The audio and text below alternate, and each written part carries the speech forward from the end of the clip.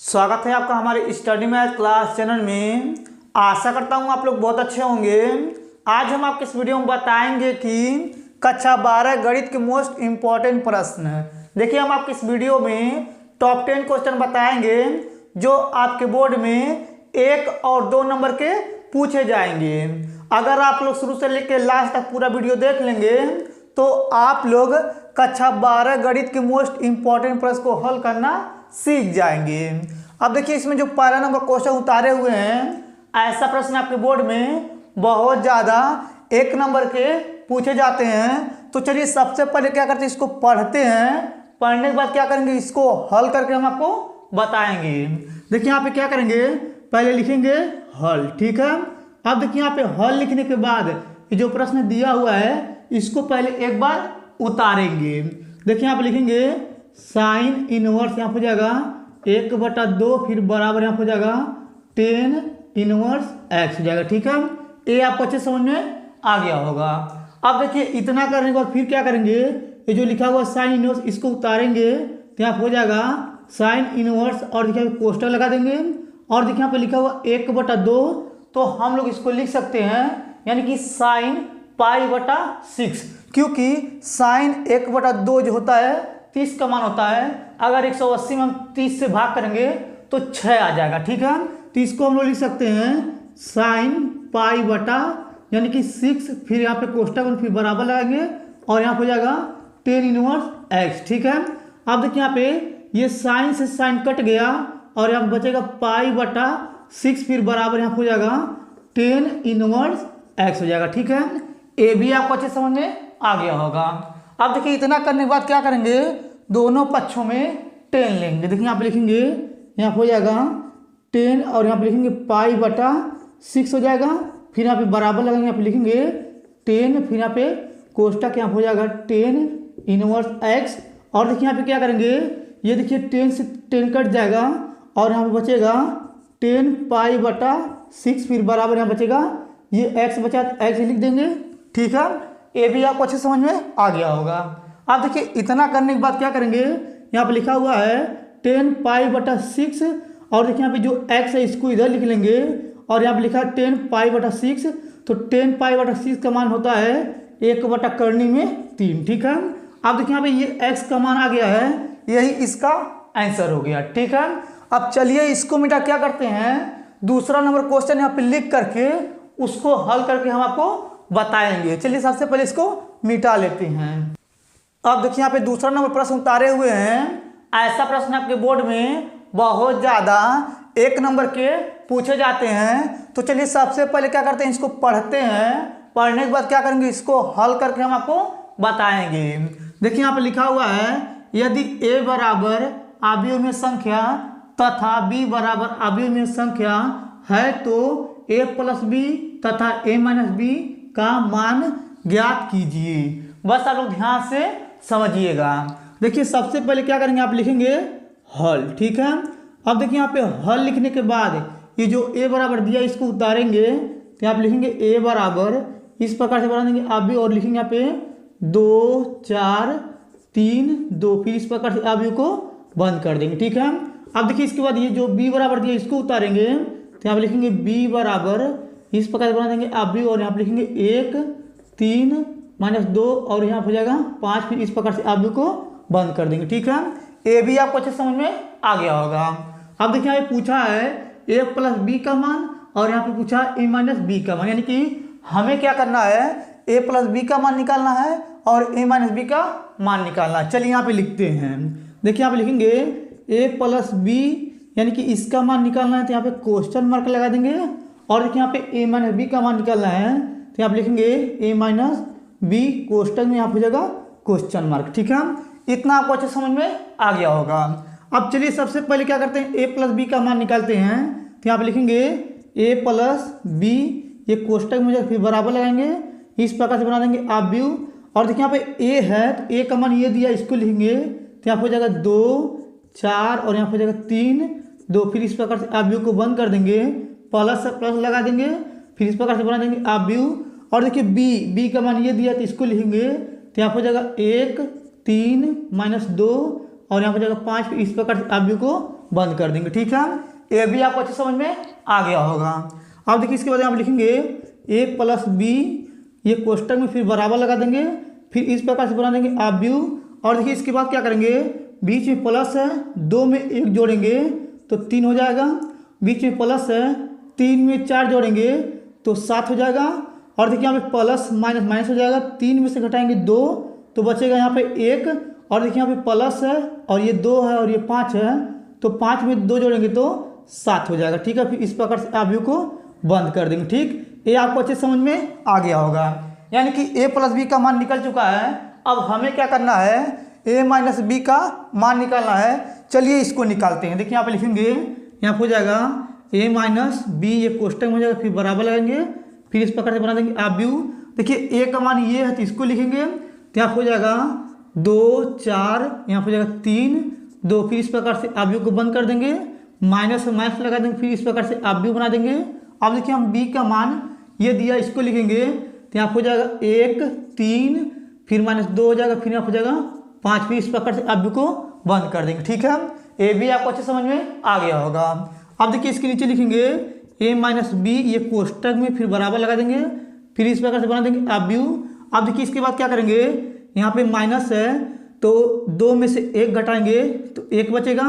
और देखिए यहाँ पे माइनस है, 3 ये माइनस में हो जाएगा, 4 में से घटाएंगे 3 बचेगा 1। ठीक है, माइनस माइनस हो जाएगा प्लस, और 3 में 2 जोड़ेंगे तो 5 हो जाएगा। और देखिए यहाँ पे माइनस प्लस माइनस हो जाएगा, यानी कि 5 में से 2 घटाएंगे तो -3 आ जाएगा। इस प्रकार से आव्यूह को बंद कर देंगे। ठीक है, अब देखिए यहाँ पे a माइनस बी का भी मान निकल चुका है।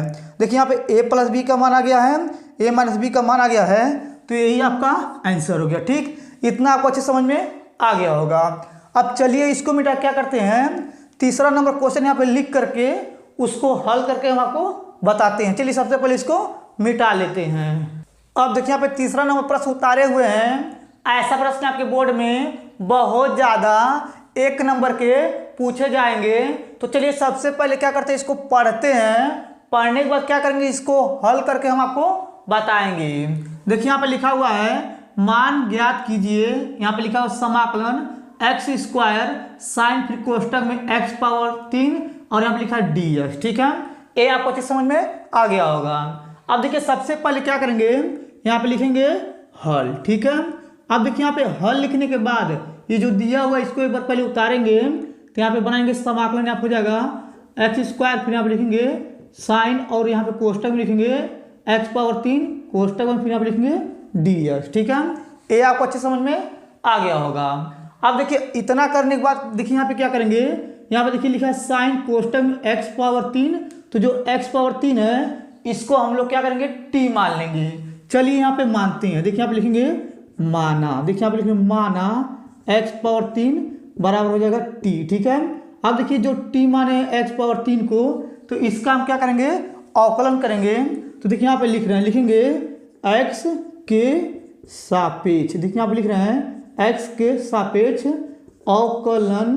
ठीक, अवकलन करने पर। ठीक, अब देखिए इसके बाद इसका अवकलन करेंगे x पावर 3 का, तो ये 3 आगे आ जाएगा और यहाँ पे बचेगा, यानी कि जो x पावर 3 है इसमें से 1 घट जाता है, तो यहाँ पे आ जाएगा 2, फिर यहाँ पे हो जाएगा dx, फिर बराबर हो जाएगा dt। ठीक है, ये आपको अच्छे समझ में आ गया होगा। अब देखिए इसके बाद क्या करेंगे, जो 3 है इस 3 से क्या करेंगे, dt में भाग कर देंगे, तो यहाँ पे आ जाएगा x स्क्वायर dx बराबर यहाँ पे हो जाएगा dt बटा 3 हो जाएगा। ठीक है, ये भी आपको अच्छे समझ में आ गया होगा। अब देखिए इसके बाद यहाँ पे लिखा हुआ है x स्क्वायर और यहाँ पे लिखा हुआ है dx। देखिए यहाँ पे x स्क्वायर और यहाँ पे dx के स्थान पर रख सकते हैं dt बटा 3। ठीक है, देखिए यहाँ पे बराबर लगाएंगे, फिर यहाँ पे बनाएंगे समाकलन, और देखिए यहाँ पे क्या करेंगे, 1/3 को बाहर ले लेंगे। ठीक है, और देखिए यहाँ पे dt है तो dt को यहाँ पे लिख देंगे। ठीक, ये भी आपको अच्छे समझ में आ रहा होगा।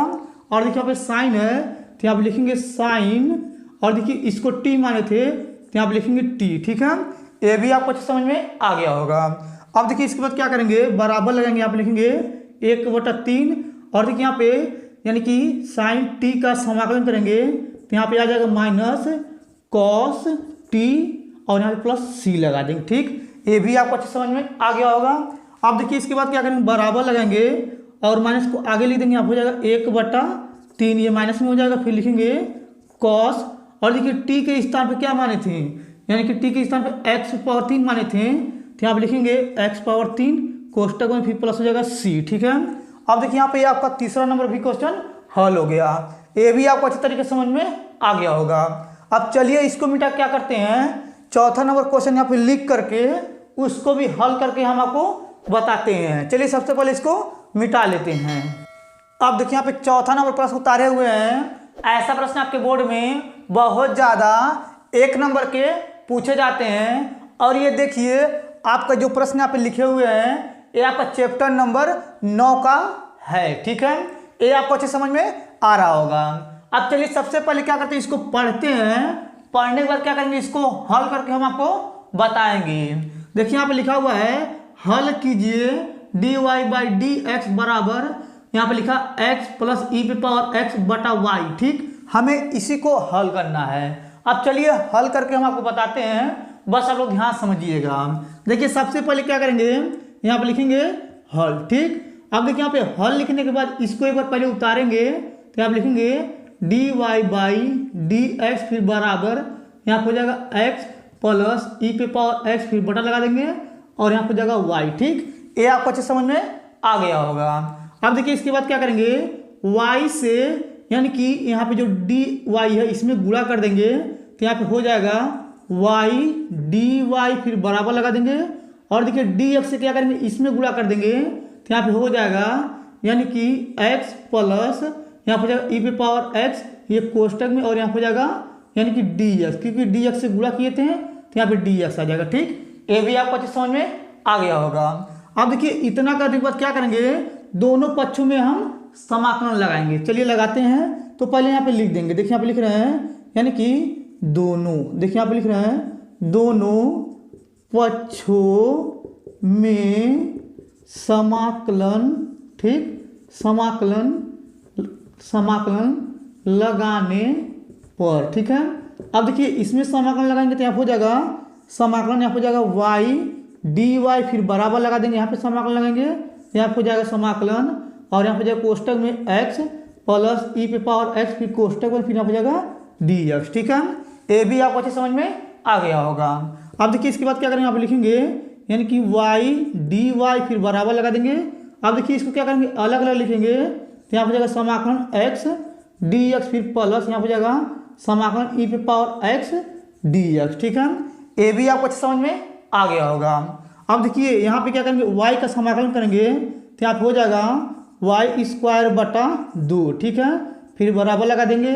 और देखिए x का समाकलन करेंगे, तो यहाँ पे जाएगा x² 2 हो जाएगा, फिर प्लस e⁻x का समाकलन होता है e⁻x। ठीक है, और यहाँ पे प्लस c लिख देंगे। ठीक, ये आपको क्लियर समझ में आ गया होगा।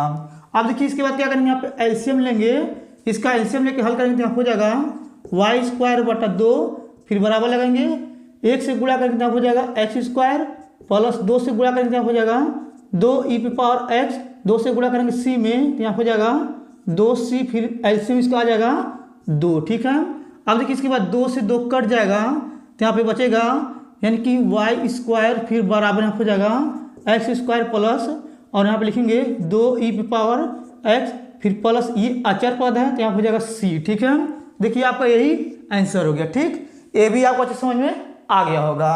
अब चलिए इसको मिटा क्या करते हैं, 5वां नंबर क्वेश्चन यहाँ पे लिख करके उसको भी हल करके हम आपको बताते हैं। चलिए सबसे पहले इसको मिटा देते हैं। अब देखिए यहाँ पे 5वां नंबर प्रश्न उतारे हुए हैं।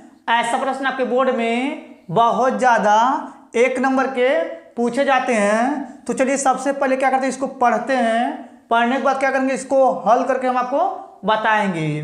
देखिए यहाँ पे लिखा हुआ है यदि सदिश 2i + j माइनस 1k तथा यहाँ पे लिखा है i + 4j + k परस्पर लंब है तो एक का मान ज्ञात कीजिए।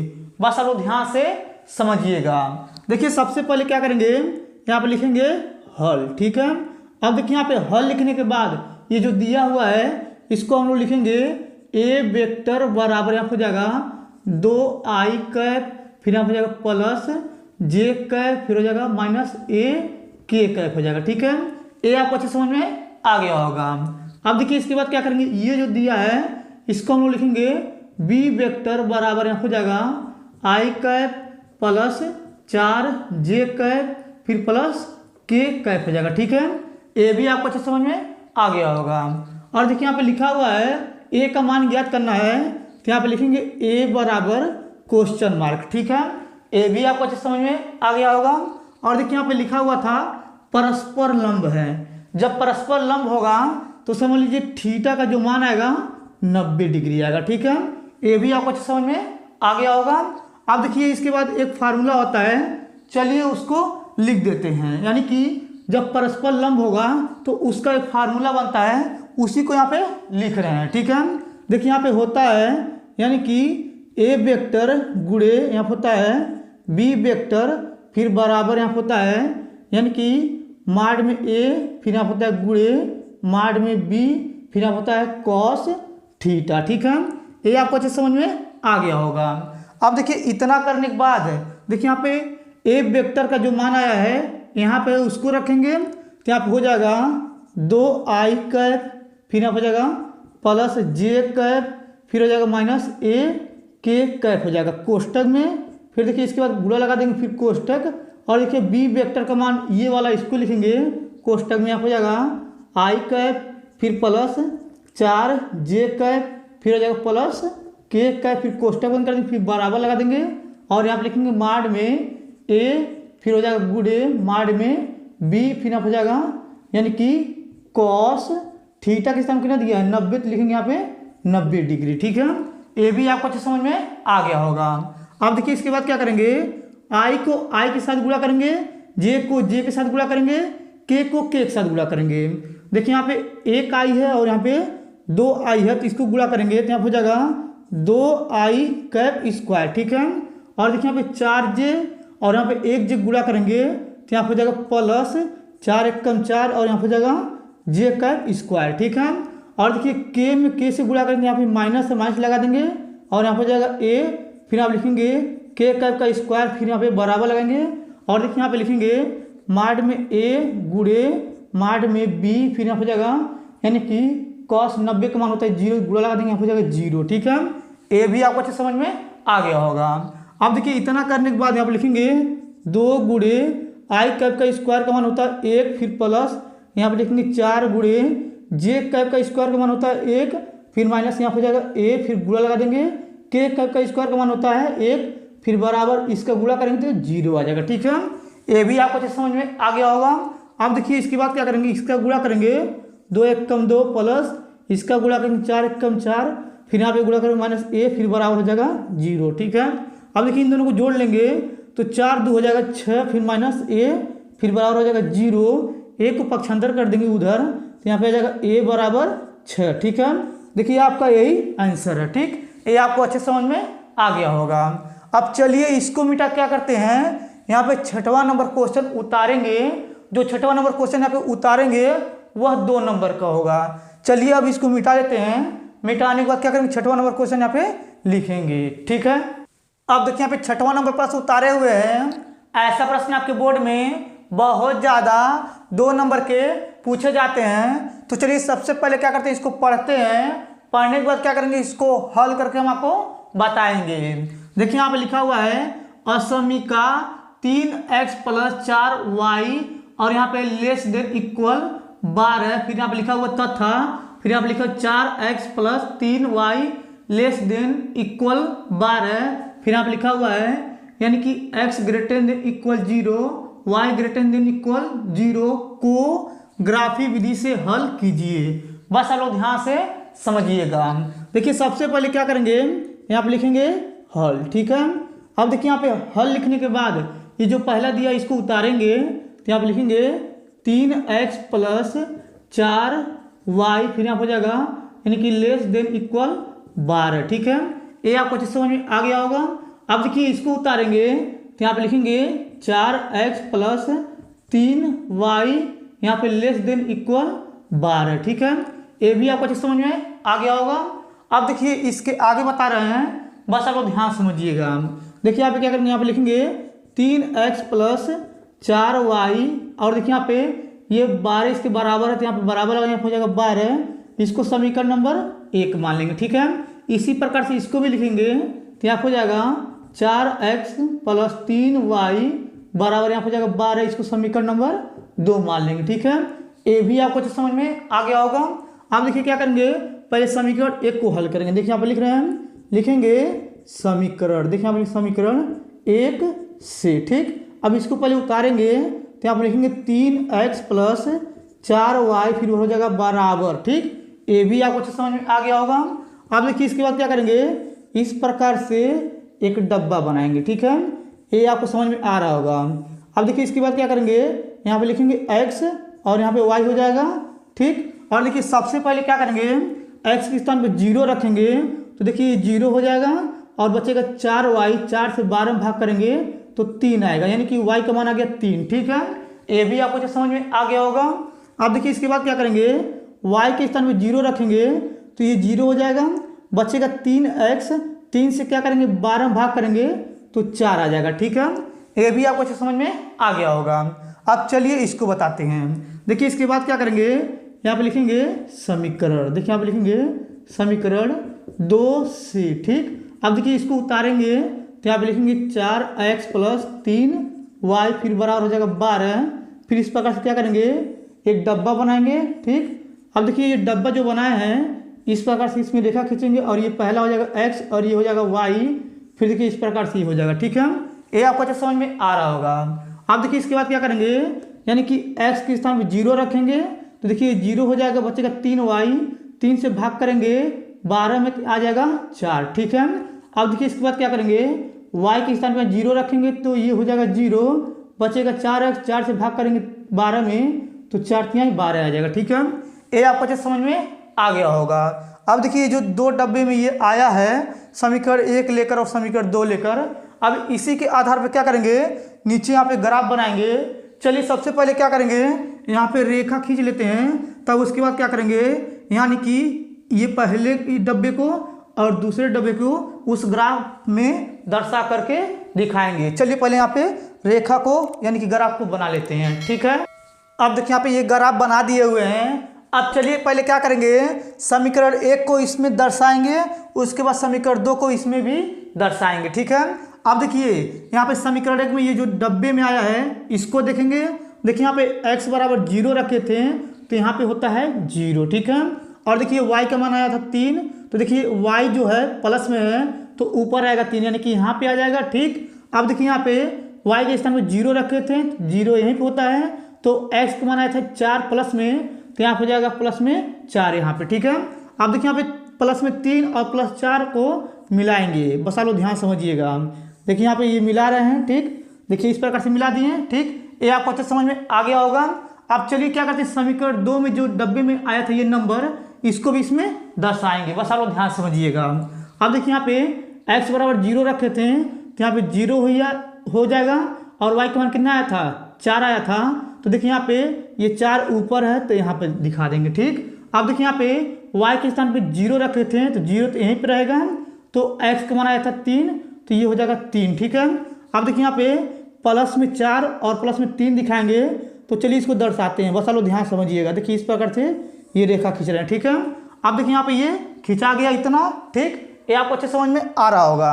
अब देखिए समीकरण 1 का जो रेखा था ये वाला था, देखिए ये वाला था, तो इसका समीकरण क्या था, ये था, इसको लिखेंगे। देखिए आप लिखेंगे 3x + 4y फिर आप हो जाएगा यानी कि <12 यानी कि 12। ठीक है, ये आपको अच्छे समझ में आ रहा होगा। अब देखिए इसके बाद समीकरण 2 का रेखा ये था तो ये है, तो इसको रखेंगे, यहाँ पे लिखेंगे। देखिए यहाँ पे लिख के दिखा दे रहे हैं, यहाँ पे दिया हुआ था 4 यानी कि x + 3y <12। ठीक है, अब देखिए जो बिंदु मिला हुआ है यानी कि किस पे मिला हुआ है, ये मिला हुआ है यानी कि 3 से 0 पे मिला हुआ है, और ये बिंदु मिला हुआ है 4 से 0 मिला हुआ है, और ये बिंदु मिला हुआ है यानी कि 0 से 4 पे मिला हुआ है, और ये बिंदु मिला हुआ 0 से 3 पे मिला हुआ। ठीक है, देखिए आपका यही आंसर है। ठीक, ये आपको अच्छे समझ में आ गया होगा। आप लोग थोड़ा इसको अच्छे से फिट के सहायता से बना लीजिएगा। अब चलिए इसको मिटा क्या करते हैं, यहाँ पे 7वां नंबर क्वेश्चन लिख करके उसको भी हल करके हम आपको बताते हैं। चलिए सबसे पहले इसको मिटा लेते हैं। अब देखिए यहाँ पे 7वां नंबर प्रश्न उतारे हुए हैं। ऐसा प्रश्न आपके बोर्ड में बहुत ज़्यादा 2 नंबर के पूछे जाते हैं। तो चलिए सबसे पहले क्या करते हैं, इसको पढ़ते हैं। पढ़ने के बाद क्या करेंगे, इसको हल करके हम आपको बताएंगे। देखिए यहाँ पे लिखा हुआ है, किस अंतराल में फलन f(x) बराबर x² - 4x + 6 पर वर्धमान है। ठीक है, बस आप लोग ध्यान से समझिएगा।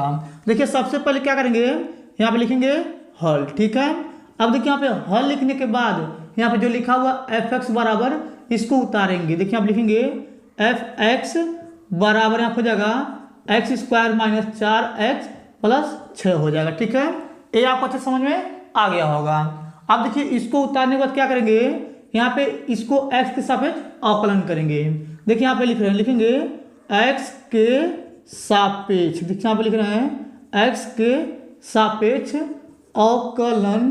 ठीक, अवकलन करने पर। ठीक है, अब देखिए इसका x सापेक्ष अवकलन करेंगे तो यहाँ पे लिखा हुआ f(x), तो ये हो जाएगा f' हो जाएगा, फिर बराबर लगा देंगे।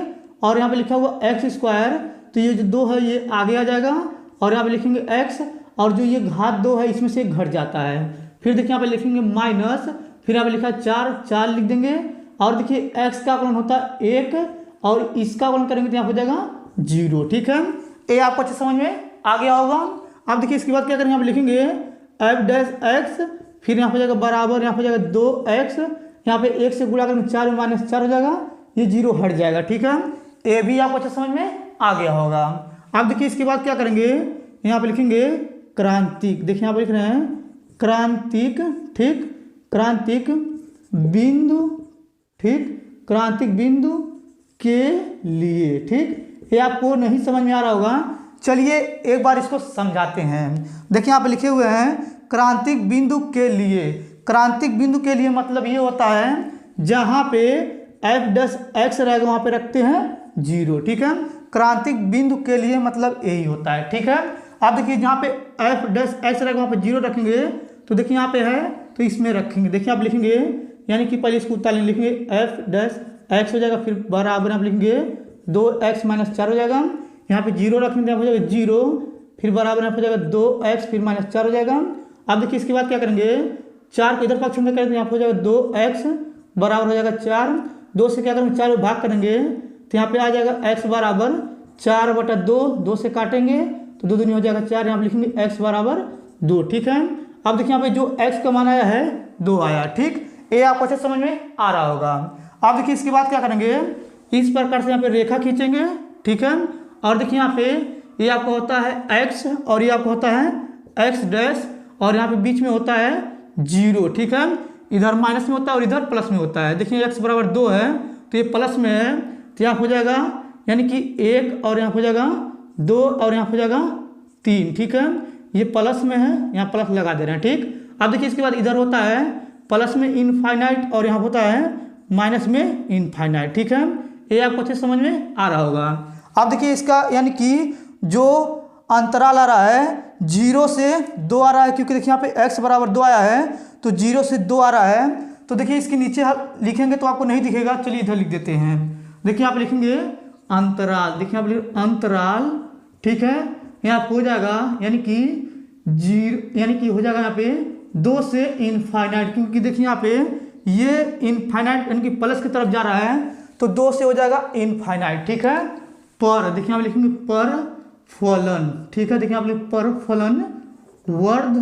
ठीक, मान है। ठीक है, अब देखिए यानी कि x बराबर जब 2 आया था तो ये प्लस की तरफ जा रहा था, तो देखिए 2 से इनफाइनाइट हो जाएगा, यानी कि 2 से इनफाइनाइट हो गया है, तो जो इसका अंतराल है 2 से इनफाइनाइट आया है, पर फलन वर्धमान है, यानी कि 2 से इनफाइनाइट पर क्या है, वर्धमान है, तो ये इसका आंसर हो गया। ठीक, ये आपको अच्छे समझ में आ गया होगा।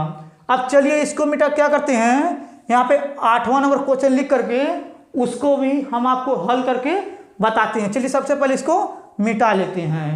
अब देखिए यहाँ पे 8वां नंबर प्रश्न उतारे हुए हैं।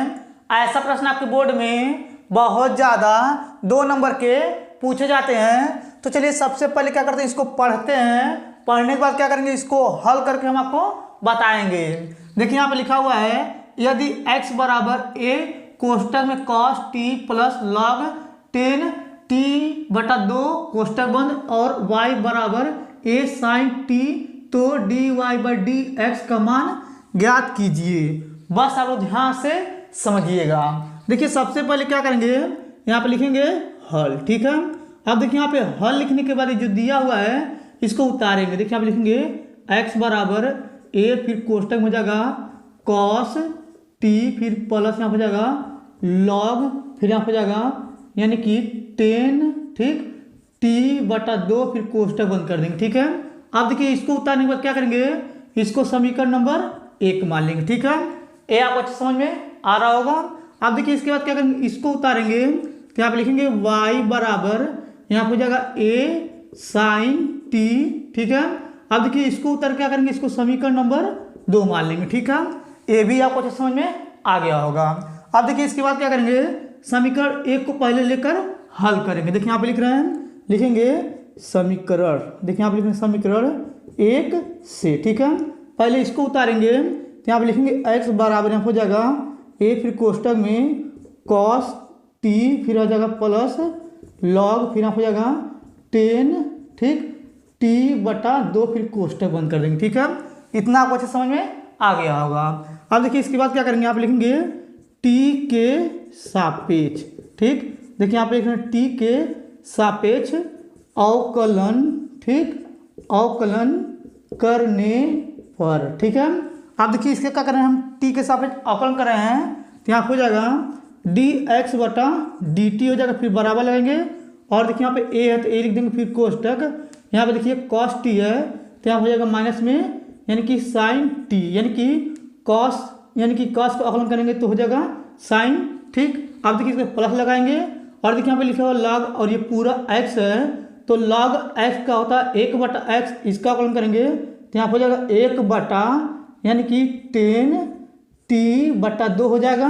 अब देखिए यहाँ पे जो 10 t बटा 2 है इसका भी अवकलन करेंगे फिर से तो इसका अवकलन होता है 10 का यानी कि सेक स्क्वायर हो जाएगा t बटा 2, ठीक है। ये भी आपको अच्छे समझ में आ गया होगा। अब देखिए यहाँ पे सेक स्क्वायर t बटा 2 आया है तो क्या करेंगे, t बटा 2 का एक बार फिर से अवकलन करेंगे तो इसका अवकलन हो जाएगा 1 बटा 2 फिर कोष्टक बंद कर देंगे, ठीक है। इतना आपको अच्छे समझ में आ गया होगा। अब देखिए इसके बाद क्या करेंगे, आप लिखेंगे dx बटा dt फिर बराबर लगेंगे यहाँ हो जाएगा a फिर कोष्टक यहाँ हो जाएगा माइनस साइन t। अब देखिए इसके बाद क्या करेंगे, यहाँ पे लिखेंगे प्लस और यहाँ हो जाएगा 1 बटा, इसको लिख सकते हैं हम लोग साइन, ठीक, t बटा 2 फिर बटे भी लिख सकते हैं cos t बटा 2, ठीक है। फिर गुणा लगाएंगे, इसको हम लोग लिख सकते हैं यानी कि 1 बटा यहाँ हो जाएगा यानी कि cos स्क्वायर t बटा 2 फिर आप लिखेंगे 1 बटा 2 फिर कोष्टक बंद कर देंगे, ठीक है। अब देखिए यहाँ पे एक cos कट जाएगा, ठीक, ये आपको अच्छे समझ में आ रहा होगा। अब देखिए इसके बाद यहाँ पे बचेगा यानी कि dx बटा dt फिर बराबर यहाँ हो जाएगा a फिर कोष्टक में हो जाएगा माइनस साइन t और देखिए यहाँ प्लस लगा देंगे और देखिए यहाँ पे क्या करेंगे, यहाँ पे 1 बटा देखिए इसका और इसका तीनों का गुणा करेंगे तो यहाँ हो जाएगा 2 साइन t बटा 2 फिर यहाँ हो जाएगा cos t बटा 2, ठीक है। फिर कोष्टक बंद कर देंगे, ठीक। इतना आपको अच्छे समझ में आ रहा होगा। देखिए यहाँ पे cos स्क्वायर t बटा 2 से यानी कि cos t बटा 2 एक कट गया था तो एक यहाँ बचा था, साइन यहाँ बचा था और 2 बचा था, तीनों एक साथ लिख दिए, ठीक है। अब देखिए इतना करने के बाद बस आप लोग ध्यान से समझिएगा। अब देखिए यहाँ पे लिखा हुआ है 2 साइन t बटा 2 cos t बटा 2, इसका एक फार्मूला होता है, चलिए यहाँ पे लिख देते हैं। देखिए यहाँ पे होता है यानी कि 2 साइन t बटा 2 फिर cos t बटा 2 बराबर यहाँ होता है यानी कि साइन t, ठीक है। यानी कि इसके स्थान पे हम लोग रख सकते हैं साइन t, ठीक है। ये आपको अच्छे समझ में आ गया होगा। अब देखिए इसके बाद क्या करेंगे, ये जो है ना अगर इसके नीचे हल करेंगे तो आपको नहीं दिखेगा, चलिए उधर बताते हैं। देखिए यहाँ पे लिखेंगे dx बटा dt फिर बराबर लगा देंगे और देखिए यहाँ पे a है तो a लिखेंगे फिर कोष्टक और देखिए यहाँ लिखा है माइनस साइन t तो यहाँ पे लिखेंगे माइनस साइन t फिर हो जाएगा यहाँ पे प्लस और देखिए यानी कि इसके स्थान पर इसको रख सकते हैं, एक ऊपर है तो यहाँ पे लिखेंगे 1 बटा साइन टी, फिर कोष्टक बंद कर देंगे। ठीक है, अब देखिए यहाँ पे लिखेंगे डी एक्स बटा डी टी, फिर बराबर यहाँ हो जाएगा ए, फिर यहाँ हो जाएगा कोष्टक साइन टी से साइन टी में गुणा करेंगे तो यहाँ हो जाएगा माइनस साइन टी, यहाँ पे साइन स्क्वायर हो जाएगा, क्योंकि देखिए यहाँ पे गुणा हो रहा है ना, यानी कि साइन स्क्वायर टी प्लस एक, फिर एलसीएम लेंगे तो यहाँ हो जाएगा साइन टी, फिर कोष्टक बंद कर देंगे। ठीक है, इतना आपको समझ में आ गया होगा। अब देखिए इसके बाद क्या करेंगे, हम लिखेंगे डी एक्स बटा डी टी, फिर बराबर यहाँ हो जाएगा ए, फिर यहाँ हो जाएगा कोष्टक। अब देखिए एक को आगे लिखेंगे यहाँ हो जाएगा 1 माइनस साइन स्क्वायर टी, फिर बटे में यहाँ हो जाएगा साइन टी, फिर कोष्टक बंद कर देंगे। और देखिए यहाँ पे लिखेंगे डी एक्स बटा डी टी, फिर बराबर यहाँ हो जाएगा ए, फिर कोष्टक। देखिए यहाँ पे लिखा हुआ 1 माइनस साइन स्क्वायर टी बराबर होता है, यानी कि कॉस स्क्वायर टी होता है, यानी कि 1 माइनस साइन स्क्वायर टी इसके स्थान पर रख सकते हैं कॉस स्क्वायर टी, फिर बटा लगा देंगे, आपको जगह साइन टी, फिर कोष्टक बंद कर देंगे। ठीक है, अब देखिए जो आया है इसको हम लोग समीकरण नंबर 3 मान लेंगे। देखिए यहाँ पे लिखना है समीकरण नंबर 3। ठीक है, इतना आपको अच्छे समझ में आ गया होगा। अब देखिए इतना करने के बाद क्या करेंगे, अब हम समीकरण 2 को लेकर चलेंगे। देखिए यहाँ पे लिख रहे हैं, लिखेंगे समीकरण, देखिए यहाँ पे लिखेंगे समीकरण 2 से। ठीक, अब देखिए इसको उतारेंगे तो यहाँ हो जाएगा y बराबर ए, यहाँ हो जाएगा यानी कि साइन टी हो जाएगा। ठीक है, अब देखिए इसका भी टी के सापेक्ष अवकलन करेंगे तो यहाँ पे आ जाएगा d y by d t, फिर बराबर यहाँ हो जाएगा ए कॉस टी हो जाएगा। ठीक है, अब देखिए जो आया है इसको समीकरण नंबर 4 मान ले रहे हैं। ठीक है, इतना आपको समझ में आ गया होगा। अब देखिए इसके नीचे हल करेंगे तो आपको नहीं दिखेगा, तो चलिए इधर का मिटा करके इसके आगे इधर बताते हैं। चलिए सबसे पहले इधर का मिटा देते हैं। अब देखिए इधर का मिटा दिए हुए हैं, अब चलिए इसके आगे इधर बताते हैं, बस आप लोग ध्यान से समझिएगा। देखिए यहाँ पे हमें d y by d x का मान निकालना था, तो देखिए यहाँ पे क्या करेंगे, समीकरण 4 में समीकरण 3 से भाग कर देंगे। देखिए यहाँ पे लिखेंगे, देखिए आप लिखेंगे समीकरण। ठीक है, देखिए आप लिखेंगे समीकरण, यानी कि 4 में समीकरण, ठीक, 3 से भाग करने पर। ठीक है, अब देखिए यहाँ पे समीकरण यानी कि 4 में 3 से भाग कर रहे हैं, तो समीकरण 4 ये इसको उतारेंगे तो यहाँ पे लिखेंगे d y by d t, फिर बटा यहाँ पे इसको उतारेंगे ये वाला है तो यहाँ पे लिखेंगे डी एक्स बटा डी टी, फिर बराबर लगा देंगे। अब देखिए इसके बाद क्या करेंगे, पहले इसको लिखेंगे तो यहाँ हो जाएगा ए, यहाँ हो जाएगा यानी कि कॉस टी, फिर बटा लगाएंगे। और देखिए यहाँ पे इसको इसके नीचे लिखेंगे तो यहाँ हो जाएगा ए, फिर यहाँ हो जाएगा कोष्टक में यानी कि कॉस स्क्वायर टी, फिर बटे में हो जाएगा यहाँ पे साइन टी, फिर कोष्टक बंद कर देंगे, ए से ए कट गया। और देखिए यहाँ पे यानी कि एक कॉस टी और एक कॉस टी कट जाएगा और डी टी कट जाएगा, तो यहाँ पे बचेगा d y by d x, फिर बराबर यहाँ पे बचेगा ऊपर 1 बटा यानी कि कॉस टी, फिर बटे में बचेगा साइन टी। अब इसको क्या करेंगे, ऊपर ले जाएंगे तो यहाँ हो जाएगा d y by d x, फिर बराबर यहाँ हो जाएगा साइन टी, फिर बटे में हो जाएगा कॉस टी। ठीक है, फिर आप लिखेंगे d y by d x, फिर बराबर देखिए यहाँ पे साइन बटा कॉस का होता है 10, तो यहाँ पे लिखेंगे 10 टी। ठीक है, अब देखिए यही आपका आंसर हो गया। ठीक, ये आपको अच्छे समझ में आ गया होगा। और देखिए एक बात और हम बताना चाह रहे हैं आप लोग को, ये वाला जो प्रश्न है अंशाल में 2 नंबर का दिया हुआ था, हो सकता है ये 5 नंबर का भी बोर्ड में पूछा जा सकता है। ठीक है, अब चलिए इसको मिटा कर क्या करते हैं, यहाँ पे 9वां नंबर क्वेश्चन लिख करके उसको हल करके हम आपको बताते हैं। चलिए सबसे पहले इसको मिटा लेते हैं। अब देखिए यहाँ पे 9वां नंबर प्रश्न उतारे हुए हैं। ऐसा प्रश्न आपके बोर्ड में बहुत ज़्यादा 2 नंबर के पूछे जाते हैं, तो चलिए सबसे पहले क्या करते हैं, इसको पढ़ते हैं। पढ़ने के बाद क्या करेंगे, इसको हल करके हम आपको बताएंगे। देखिए यहाँ पे लिखा हुआ है मान ज्ञात कीजिए। देखिए यहाँ पे समाकलन इसका लिमिट है पाई बटा 2 से 0, ऊपर लिखा हुआ है डी एक्स, फिर बटा 1 प्लस करनी में 10x। ठीक है, बस आप लोग ध्यान से समझिएगा। देखिए सबसे पहले क्या करेंगे, यहाँ पे लिखेंगे हल। ठीक है, अब देखिए यहाँ पे हल लिखने के बाद ये जो प्रश्न दिया हुआ है इसको हम लोग क्या करेंगे, आई बराबर मान के उतारेंगे। देखिए यहाँ पे लिखेंगे माना, देखिए यहाँ पे लिखेंगे माना, यहाँ हो जाएगा आई बराबर यहाँ हो जाएगा समाकलन इसका लिमिट हो जाएगा पाई बटा 2 से जीरो, ऊपर लिखा हुआ है डी एक्स, यहाँ लिखेंगे डी एक्स, फिर बटे में हो जाएगा 1 प्लस करनी में आप हो जाएगा 10x। ठीक है, इतना आपको अच्छे समझ में आ गया होगा।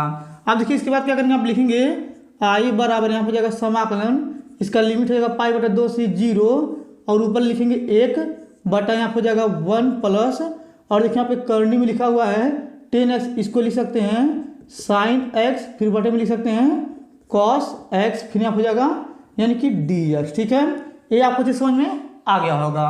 अब देखिए इसके बाद क्या करेंगे, हम लिखेंगे आई बराबर यहाँ पे हो जाएगा समाकलन, इसकी लिमिट हो जाएगा पाई बटा 2 से 0, यहाँ पे लिखेंगे 1 बटा यहाँ पे हो जाएगा 1 प्लस, देखिए इसको अलग अलग लिखेंगे तो यहाँ पे हो जाएगा करनी में साइन x, फिर बटे में हो जाएगा करनी में कॉस x, फिर यहाँ हो जाएगा dx। ठीक है, ये भी आपको अच्छे समझ में आ रहा होगा। अब देखिए इसके बाद क्या करेंगे, हम लिखेंगे आई बराबर इसके नीचे 1 लगा देंगे, फिर यहाँ हो जाएगा समाकलन, इसके लिमिट हो जाएगा पाई बटा 2 से 0, ऊपर लिखेंगे 1, फिर बटा लगाएंगे, देखिए यहाँ पे करनी में cos x से गुणा करेंगे 1 में, तो यहाँ हो जाएगा करनी में cos x, फिर यहाँ पे प्लस प्लस लगा देंगे, 1 से गुणा करेंगे यहाँ पे साइन x में, तो ये हो जाएगा करनी में साइन x, फिर इसका एलसीएम लेंगे तो यहाँ हो जाएगा करनी में cos x, फिर आप लिखेंगे dx। ठीक है, ये भी आपको अच्छा समझ में आ गया होगा।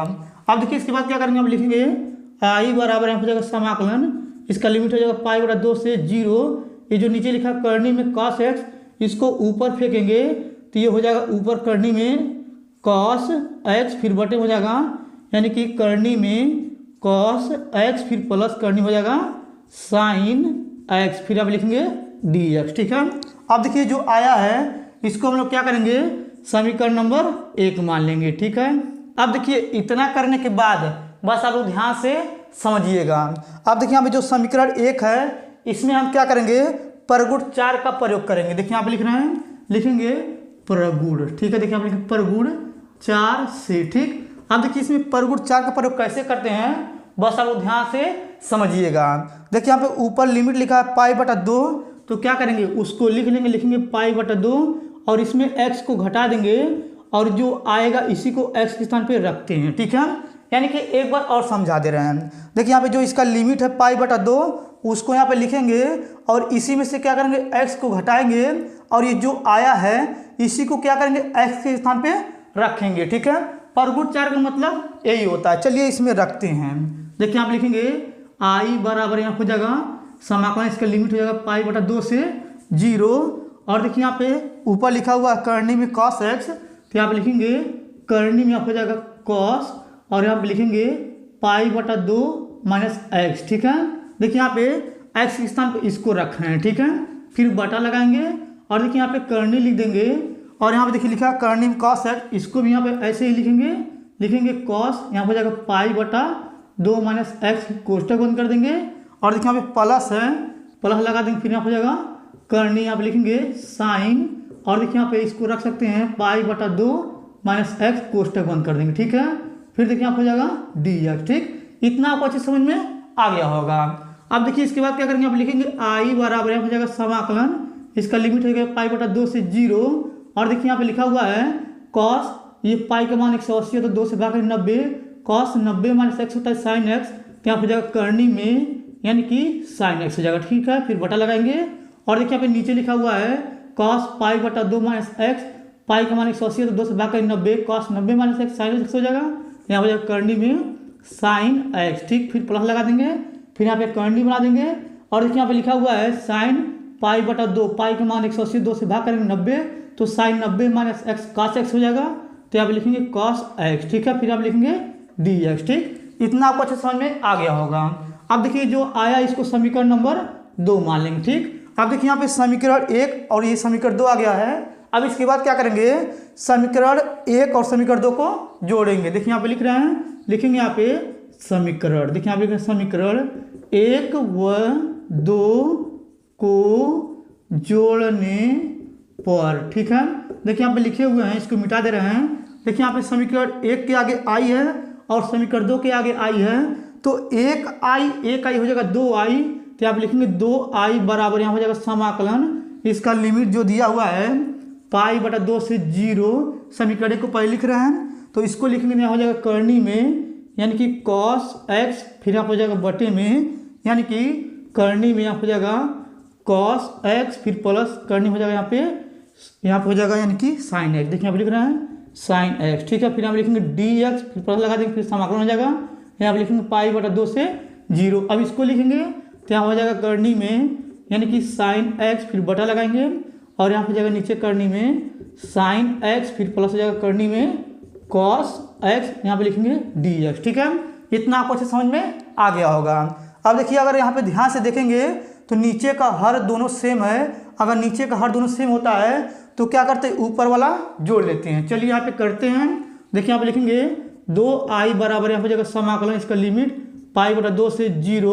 देखिए यहाँ पे ऊपर वाला जोड़ेंगे, यहाँ हो जाएगा करनी में cos x, फिर प्लस यहाँ हो जाएगा करनी में sin x, फिर बटे में यहाँ हो जाएगा यानी कि करनी में cos x, फिर प्लस यहाँ हो जाएगा करनी में sin x, फिर यहाँ हो जाएगा dx, ठीक है। अब देखिए ऊपर और नीचे दोनों से मत ये कट जाएगा तो यहाँ बचेगा एक, यहाँ पे लिखेंगे 2i बराबर यहाँ हो जाएगा समाकलन, इसका लिमिट π/2 से 0, यहाँ पे बचेगा 1 dx हो जाएगा, ठीक है।